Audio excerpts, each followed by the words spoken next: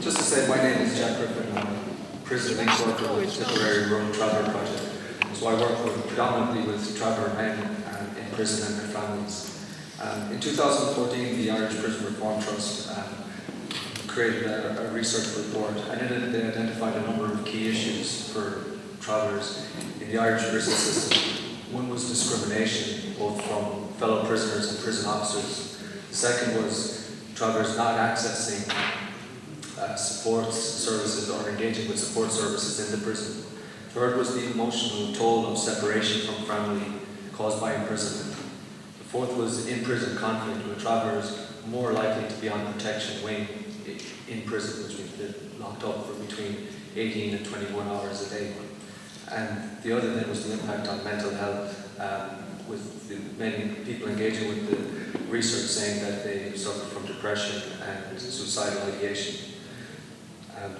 So that's kind of the context in which I suppose my work, my role began. But even before that, the Tipperary Rural Traveller Project, I suppose, saw the importance of reaching into prison to engage with traveller men, to listen to see what were the issues and challenges that they faced, and see if there was any way for us to work collaboratively with them to address any of those issues. So I suppose to start off to say that, offending causes harm. So the people that we work with have engaged in behaviours that have caused harm to victims, to families, to communities, both theirs and others. So we never shirk away from that in the work. A lot of the work is around engaging around that, around people taking responsibility for their own behaviours, both past and present. I think having said that, though, you also have to look at the global context, and ethnic minorities are overrepresented in criminal justice systems all over the world, Western societies. So blacks and Native Americans are overrepresented in American prisons. Maori are overrepresented in New Zealand, Aborigines in Australia. So, there's two ways, I suppose, of kind of interpreting that information. Either one, you could say that ethnic minorities are somehow inherently more criminal than the general population. Another way of looking at that is, as other speakers have said, that experiences of discrimination, poverty, oppression, social exclusion, lack of opportunity, and denial of culture are actually predictive of offending lifestyles. And not only that, but they also create a massive barrier to breaking the cycle of offending. And to return then, I suppose, to the theme of mental health, a lot of the men that I work with, as predominantly men, have experienced significant trauma and loss in their lives. A lot of self-harm, many have made multiple suicide attempts, and a lot of them have lost people through suicide. So over the last 6 months, my colleague Brian, who's there, and I have been going into Limerick Prison to work with a group of men on protection. And one of the first, I suppose, the issues that they identified very clearly that they wanted to talk about and do something about was mental health and the impact for them both in prison and coming out of prison. So, for us today, I suppose instead of me talking, it was really important that we maybe capture the voices of those men. And we have a few audio clips that we wanted to play, just some men speaking about their own experience. And just to set the scene a little bit, the men that we were working with in Limerick were on protection. So that means, for those who wouldn't know, they can't mix with the general population, and even the landings on the prison, they can't mix between those. So that seriously restricts their access to any services, school, gym, landing, and that has a massive impact on their mental health. So that's the context that we're looking at. And the first clip we're going to play in a minute, I suppose, is the men talking about some of the impacts on their mental health of imprisonment. So we might play those if that's okay. If you could tell us a little bit about maybe what you think are the challenges for traveller men in prison or around mental health and mental well-being. Lack of freedom. Lack of freedom and discrimination. Okay. Do you know what I mean? No matter where you go, you're always going to get discriminated, but in jail you get it worse. You get it from inmates, officers, the whole lot. Nobody wants to know you. You're just like a stray dog locked up in a cell. Okay. I'm locked up 23 hours a day. 21 hours a day. Okay. I've no access to anything to help me rehabilitate myself or anything like that. I mean, I've plenty of time to think. I'm a self-harmer. I tried to commit suicide a few times, and the way they treat us inside there, they're pushing us to suicide. There's too much time to think in the cell. When you're locked up in the cell there for probably 18 hours a day, like, it's a lot of time to think to yourself, like, and some fellas then locked up so long, they're fed up. When they get out, then they're all been frustrated. Oh, I'm locked up this time, I'm locked up that time. Like, so if they get their time in the morning and after dinner and that evening, like, things is not as bad in them then, like. It's like a dog in a cage locked in so long, like, when he get out he's going to be vicious. So I did a sentence. I did a sentence on my last sentence. It was 15 months. I did that on 22-hour lockup. Like, when I got out of here, I was already suffering from self-harm, mental health problems and everything like that. When I got out of here, it got worse. I couldn't move from my apartment. If I see the same car twice, I'd walk 500 miles to go away from it. If I seen a crowd of people, I'd walk around them instead of walking into them. I couldn't interact with anyone. I couldn't talk to anyone. I couldn't even scream for help, because basically I didn't know who to go to for help. And then the more and more that I got along, then I ended up drinking. And drinking then was my barrier, and that's what got me out of the apartment, got me going this way and that, but it was making life more difficult for me on the outside. I started robbing again and doing what I did, and I'm back in here now again. So there was no chance for me. And hopefully by the time this all works out, there will be some kind of chance for me, but if I had to be still on lockup, there'd be no chance for me. I don't even know if I'd be here to talking to that yoke there. very, very difficult for your family. Like, you're in prison, and when they're on the outside, you have family out there and they're growing up without you, and they're doing prison as much as you are when you're in here. Like, it's very, very difficult. Every time I get a visit after my 2 children, they come to me and ask me, Daddy, when am I coming home? When am I coming home? It's very hard on them on the outside too, like. And at the moment, I think my wife is not feeling too well as well over her mental issues. So it eventually catches up on them too, like. Well, there's not much you can do when you only get to visit out here for half an hour, and there's 20 visitors along there on the one yoke. You can barely hear what they're saying, like, and sometimes you can't take your children over and hold them. You'll have to tell them, put them back over the counter. You have no proper contact with your kids or your wife or anything, like. It's just very, very, very difficult for them. Sometimes we'll get through with some because we're men, we're stronger than a woman and this and that. But at the end of the day, like, it's very hard for your wife and children on the outside, and your mother and father. It's very hard for everyone in here when you're in here a long time, like, what's going on, what is he okay, and this and that and the other thing, like. Because my family do worry an awful lot about me. I was in intensive care for 20 weeks over trying to commit suicide and from self-harm and things, so they always do worry about me an awful lot, like. Yeah. And I suppose you worry about them too then? Every day, every night I worry about them and I think about them. Of course I do. That's my wife and children and my mother and father and my family. Like, I wouldn't be human if I didn't, like, you know. Thanks. I suppose some people might disagree with that about men being stronger than women, but other than that, I think they capture very well, some of the challenges in terms of, the family and the challenges of coming out, especially after doing a long time locked up 23 hours a day. You can just kind of imagine that. So when we went in, myself and Brian, to work with that group, there was a lot of discussion around protection and what that was like, but also what the responses to that might be, in a prison environment, which is an institution, So that took a lot of discussion and talking.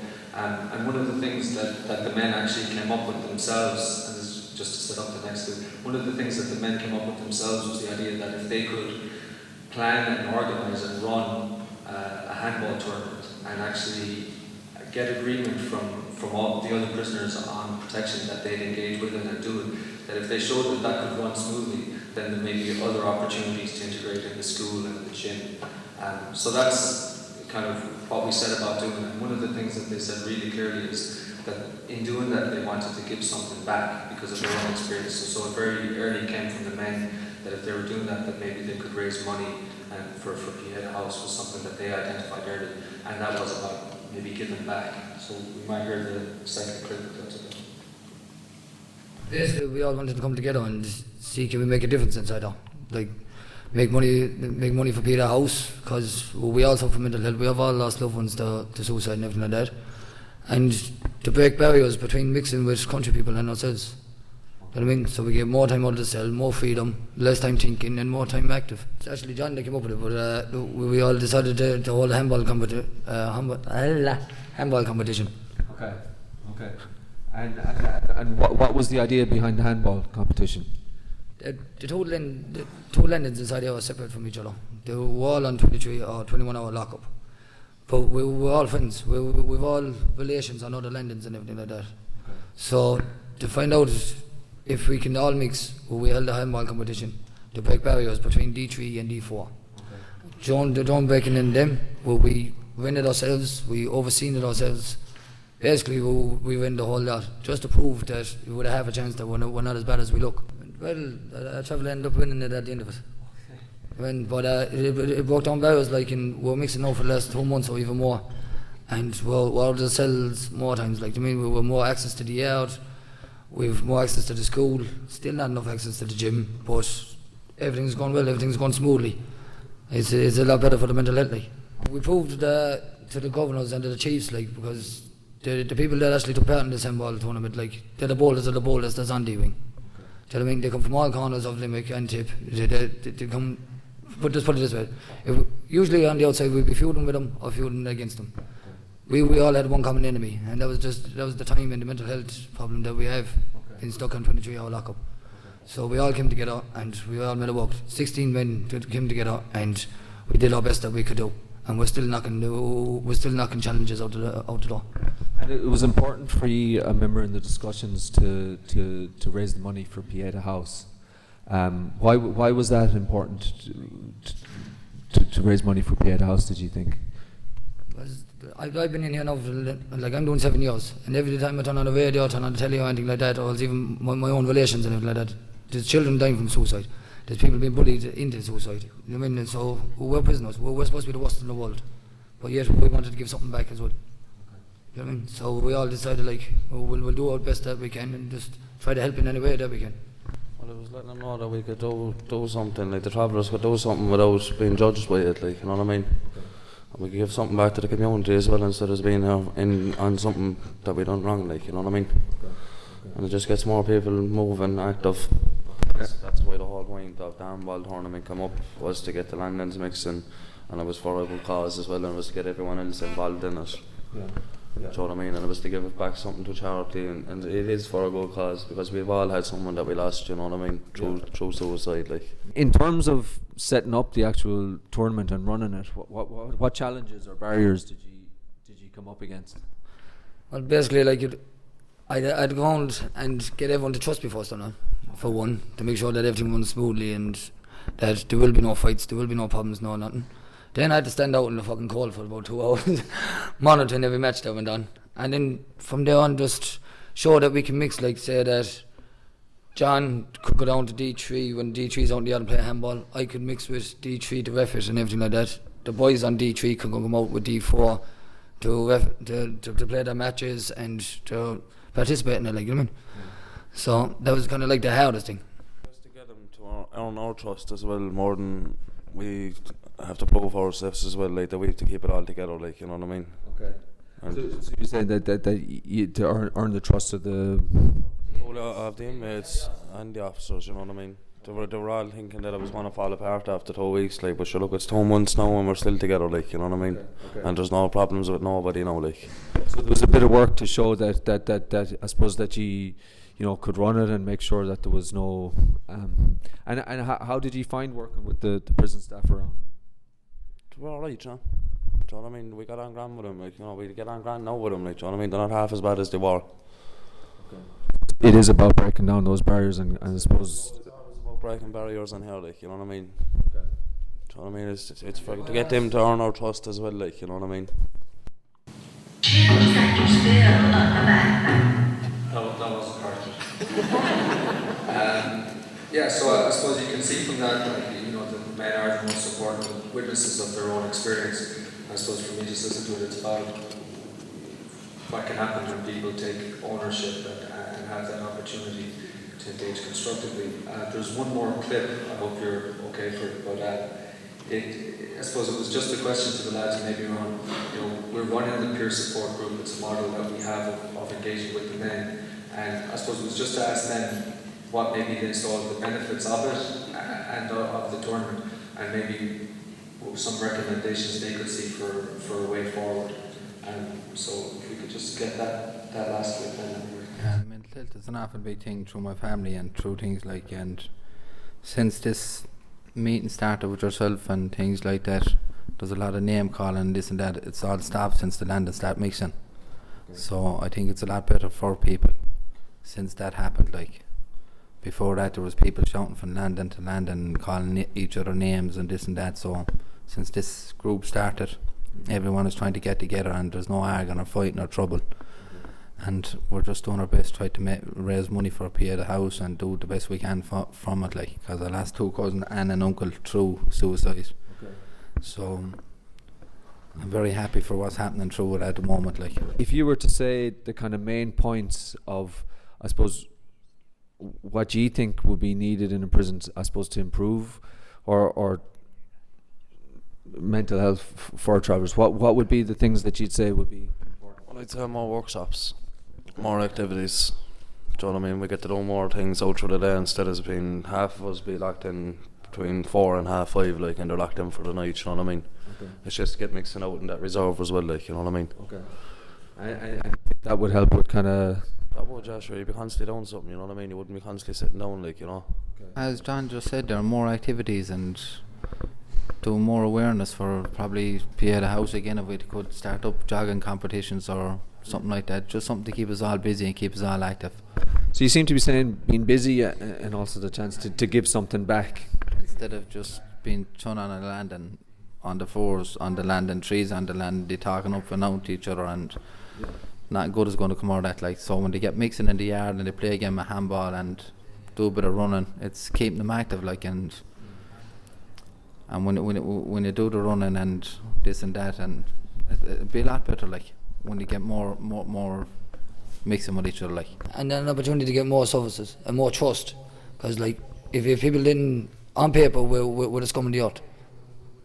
Basically, if we were given half the chance, we can show that we're not as bad as we look on paper, like. Do you know what I mean? Well, once we gain the trust of other inmates and the officers, well, then we can actually make a difference. I think that's one of the things that hit home for me, I suppose, is that you know, you were really part of the solution in this, and that, you know, that you had to work to I suppose to get that trust, but once you had it, then you were able to achieve a lot. Yeah, because like, as I said before, like, we all had one goal, and that was that 21-hour lockup is bad for every man. Not just travellers, not just certain people, anything, but everyone. There is no proper way to sort out our mentality. Like, I came into jail, I suffer from mental health problems. I'm here to rehabilitate myself. I don't want to be leaving with worse mental health problems than I actually arrived in here with. Okay. You know what I mean? So, through the help of everyone that got involved in it, we have more opportunities now to make better lives for ourselves in and out of the jail.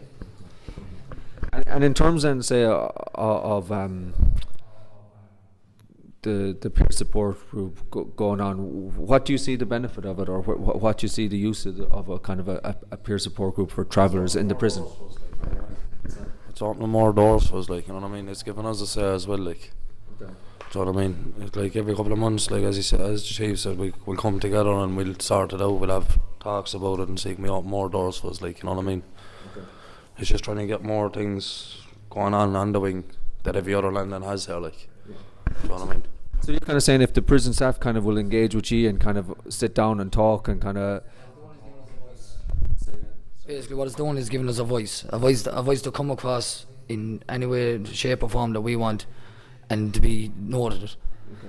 I mean, as John just said there, the reason why we want more activities and more things like that is because we want equality. I mean, we're not being treated equality. I think a person once said to me one day that the IPS has now referred to the ill treatment of travellers inside jail, and they want to do something about it. Well, we're the travellers that's inside the jail, and we want to do something about it too. Okay. I mean, so it's about giving you a voice. What would you say?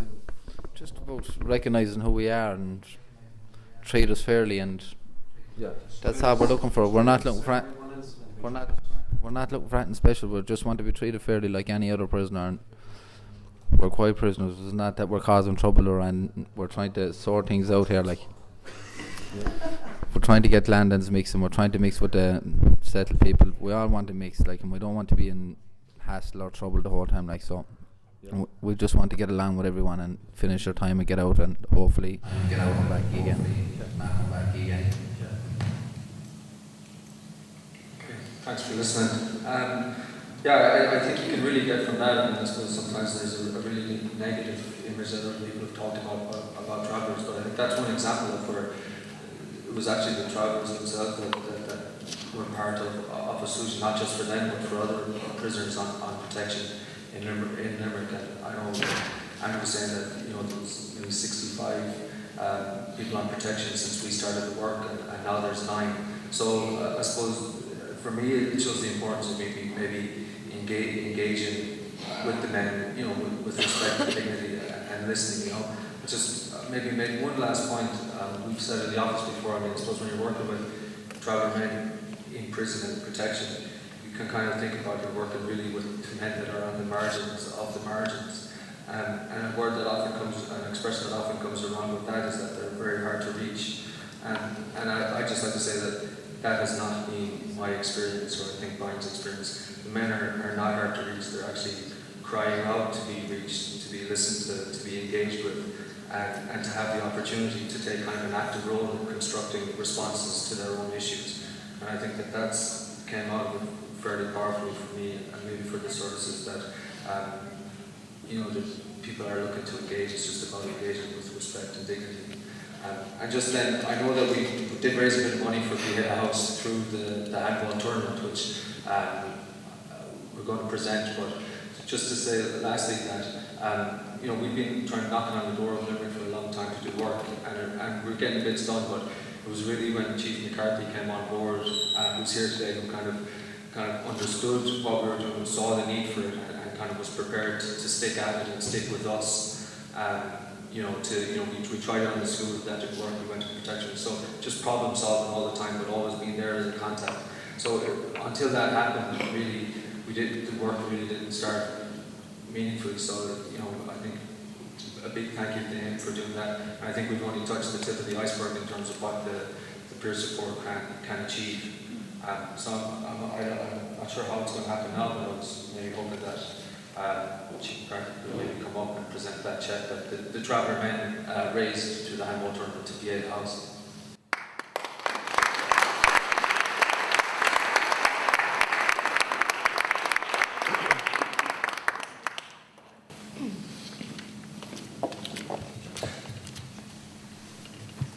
And also just to say all the pictures that were here today were made by the men in Limerick Prison. The frames were put together, so I was really glad for that too.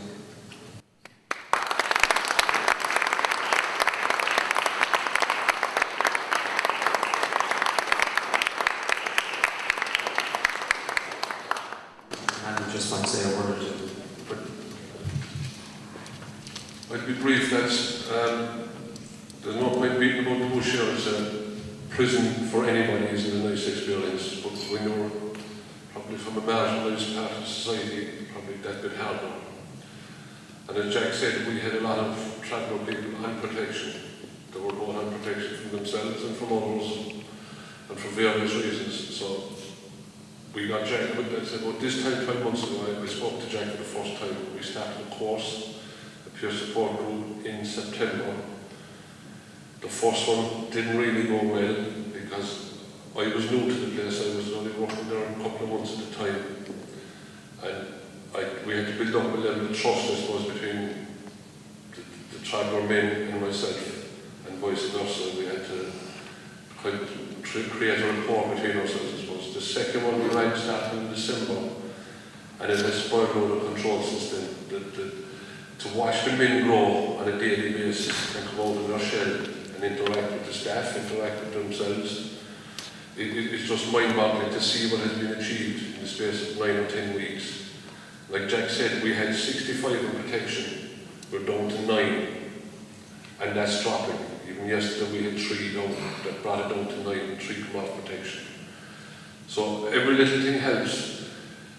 The work that Jack and Brian are doing inside helps the whole environment, it helps the staff, it helps the prisoners, it gives them greater access to the services, to the education, everything. But as some people know, as we're building there's a new building being built up there, and involved in that, we have we're creating a workshop specific to the needs of the tribal people, right? For now, we're going to call it a light metal workshop, making buckets or fireside pieces or whatever, right? But we want to protect the culture of the tribal people, but as well as that, we want to try to integrate it into education. I found in the past that if you take a travelling man and you put him in straight into education, he's more isolated in than he ever has been. So what we're hoping to do is that we're going to run workshops in conjunction with the actual workshop, maybe on men's health and animal welfare, soft skills, just teach them how to fill out application forms, stuff like that, simple stuff, and integrate them slowly into education. We think it's the only way to go. We're going to try it, hopefully it'll work, and hopefully it'll make their lives a lot easier while in prison. And as I said, prison isn't easy at the best of times. But you can see from the men that they've grown since they started this procedure. Hopefully they'll continue to grow, and we can integrate them further into that. But as well as that, our job is to prepare them for life on the outside and try to get them back out as peaceful into as peaceful an environment as we can, and hopefully that they won't come back. So that's our aim. Jack and Brian are an integral part of what we're doing.